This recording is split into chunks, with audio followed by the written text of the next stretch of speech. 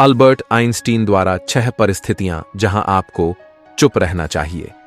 Number 1, जब आपके पास कहने के लिए कुछ ना हो।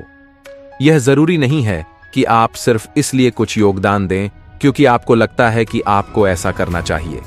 वैकल्पिक रूप से आप किसी और की कही गई बात से सहमत हो सकते हैं, भले ही यह शर्मनाक लगे, लेकिन आमतौर पर चुप रहना और सिर्फ बोलने के लिए बोलना बेहतर होता है। जब कहने के लिए कुछ ना हो तो खुद को ऐसा कहने दें।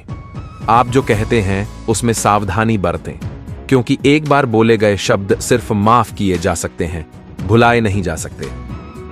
नंबर 2, जब आपकी राय अप्रासंगिक हो। जब आपकी राय अप्रासंगिक हो तो आपको बोलना नहीं चाहिए। इसे स्वीकार करना कभी भी आसान नहीं होता, लेकिन अगर हमारा अहंकार इससे सहमत हो तब भी यह महत्वपूर्ण है।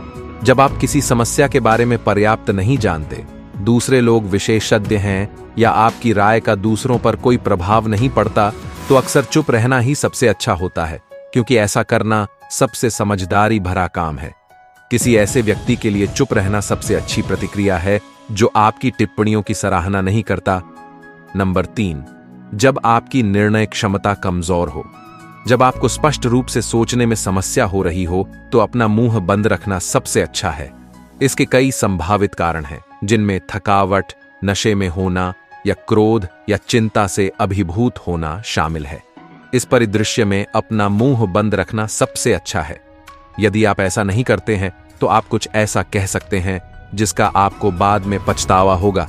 यदि आप अपने विचारों को परिपक्व होने का समय देते हैं और फिर भी उसी तरह सोचते हैं तो आप बाद में इसके बारे में बात कर सकते हैं, लेकिन तब नहीं जब आप भावनात्मक रूप से या अन्य तरीकों से समझौता कर रहे हों। नंबर 4, जब आपकी टिप्पणियां नुकसान पहुंचाएंगी। जब आपको नहीं बोलना चाहिए तो ऐसा इसीलिए है क्योंकि आपके शब्द उत्पादक होने की बजाय दिल से निकले हुए होते हैं।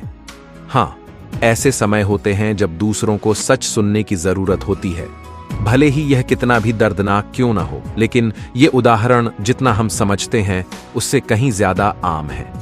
इस बात पर विचार करें कि आप जो शब्द कहना चाहते हैं, क्या वे निर्देशात्मक होंगे या आप दूसरे व्यक्ति को नुकसान पहुंचाने के लिए व्यवहार कर रहे हैं।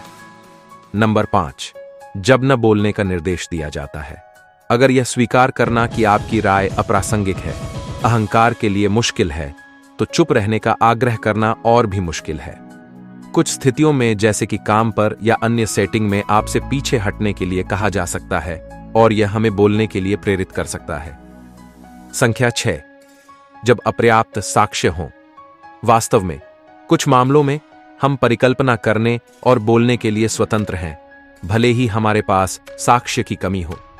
फिर भी यह हमेशा ऐसा नहीं होता है। जब किसी ऐसी चीज पर विचार किया जाता है जिसका निश्चित रूप से किसी अन्य व्यक्ति पर महत्वपूर्ण प्रभाव पड़ेगा, जैसे कि उनका शारीरिक और मानसिक स्वास्थ्य, तो हमें अपुष्ट जानकारी प्रदान नहीं करनी चाहिए। कुछ मामलों में सुनी सुनाई बातें स्वीकार्य हैं, लेकिन अगर सुनी सुनाई बातों में किसी बड़े फैसले को प्रभावित करने की क्षमता है तो हमें बोलने से बचना चाहिए। मान लीजिए कि कोई व्यक्ति संभावित रूप से लाभकारी दवा लेने के बारे में विचार विमर्श कर रहा है।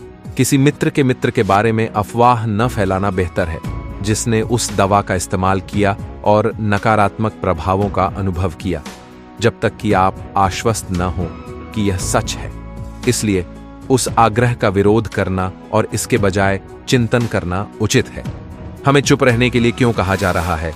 इन स्थितियों में सुनना और सीखना भी फायदेमंद हो सकता है।